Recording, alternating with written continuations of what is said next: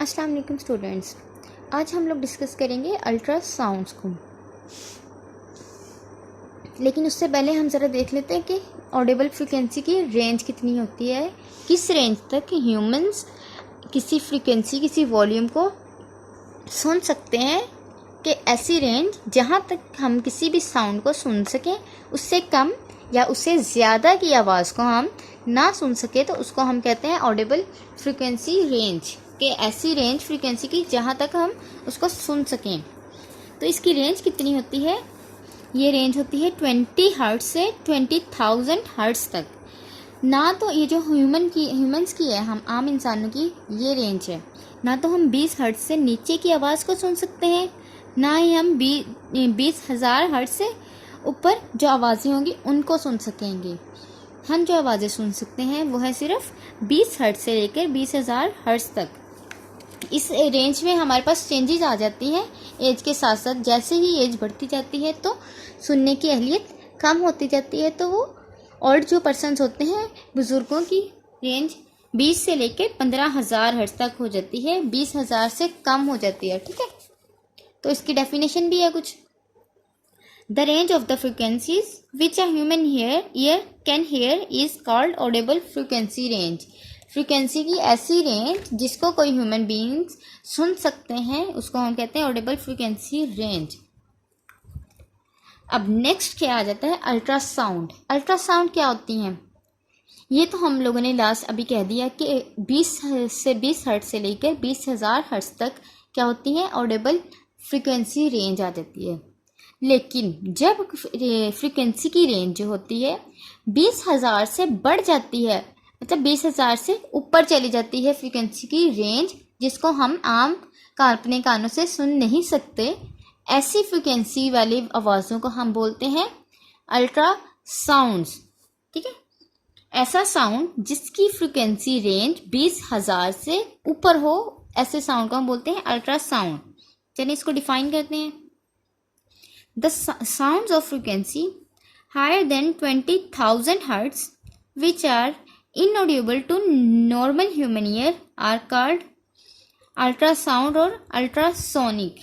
ऐसी फ्रीक्वेंसी की रेंज जो कि 20,000 हर्ट्ज से ऊपर हो और जिसको नॉर्मल इंसान अपने कानों से ना सुन सके, ऐसे साउंड्स को हम कहते हैं अल्ट्रासाउंड और अल्ट्रासोनिक्स।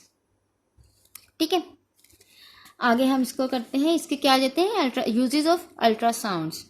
अच्छा, ये जो अल्ट्रासाउंड का क्वेश्चन है, इसके यूजेस अक्सर हमें पेपर में आते हैं, तो इसको आप लोगों ने अच्छे से पढ़ना है, अच्छे से समझ के पढ़ना है। फर्स्ट पॉइंट क्या है? Ultrasonic waves carry more energy and higher frequency than audible sound waves. Ultrasound जो है हायर एनर्जी को और फ्रीक्वेंसी को कैरी करते हैं। ऑब्वियसली इनकी रेंज इतनी हाई है कि इनकी फ्रीक्वेंसी और एनर्जी हायर ही होगी हमारे आम साउंड्स की निस्बत। Therefore, according to the wave equation, V is equal to F lambda, the wavelength of ultrasonic waves is very small and is very useful for detecting very small objects. ये क्या कहते हैं? जो हमारी इक्वेशन है V is equal to F lambda, उसके लिहाज से अल्ट्रासाउंड्स की वेवलेंथ जो होती है वो बहुत स्मॉल होती है, जिसकी वजह से वो बहुत छोटी छोटी जो ऑब्जेक्ट्स होंगे ना हमारी बॉडी में कहीं भी, तो अल्ट्रासाउंड वेव्स को हम वहाँ पे यूज़ करके उनको डिटेक्ट कर सकते हैं इजीली, बिकॉज इनकी फ्रीक्वेंसी ज़्यादा होती है और वेवलेंथ कम होती है। Ultrasonics are utilized in medical and technical fields. इनको कहाँ पे यूज़ करते हैं? मेडिकल और टेक्निकल फील्ड्स में, डिटेक्शन के लिए कि कहाँ पे कोई बीमारी है या कोई इशू है हमारी बॉडी में, उसको डिटेक्ट करने के लिए हम लोग जब भी डॉक्टर के पास जाते हैं तो वो अल्ट्रासोनिक वेव्स को यूज़ करते हुए हमारे बॉडी के पार्ट्स में किसी भी डिस्टर्बेंस को डिटेक्ट कर सकते हैं। In medical field ultrasonic waves are used for diagnose and treat different alignments. क्या है कि डिफरेंट चीज़ें जो हमारे ऑब्जेक्ट्स में, हमारे ऑर्गन्स में कोई अलाइनमेंट आ जाती है, कोई डिस्टर्बेंस आ जाती है, उसको डिटेक्ट किया जा सकते हैं।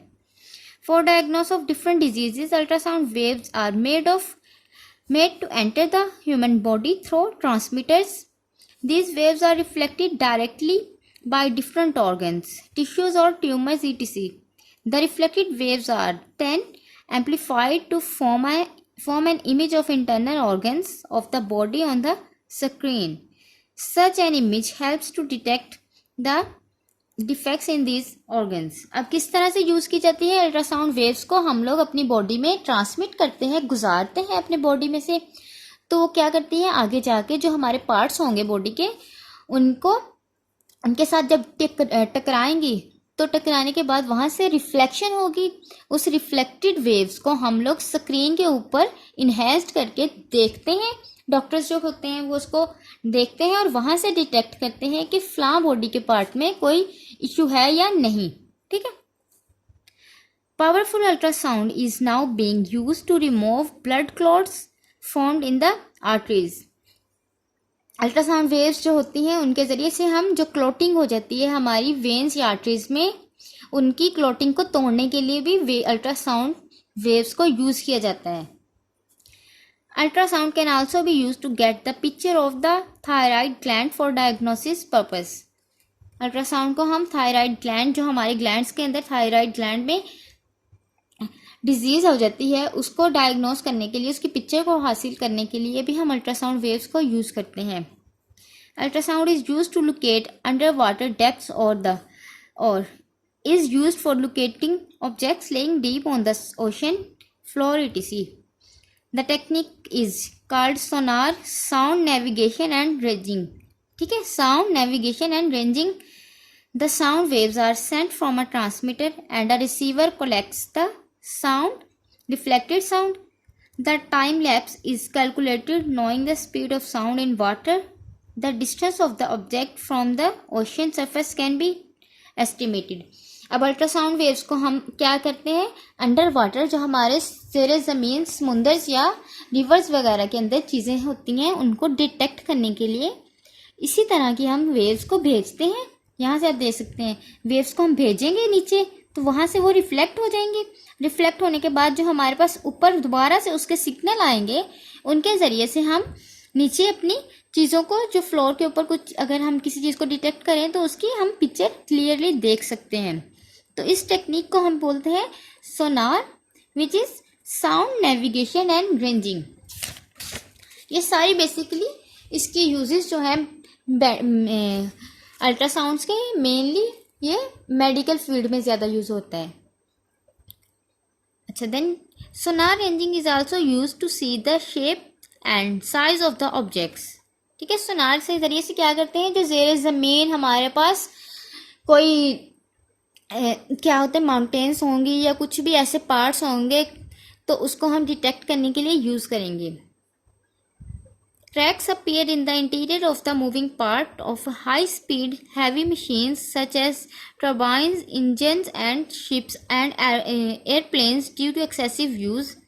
These cracks are not visible from outside, but they can be very dangerous. Such cracks can be detected by ultrasonics. A powerful beam of ultrasonic is made to pass through the defective parts. While passing, these waves are reflected by the surface of these cracks and flaws.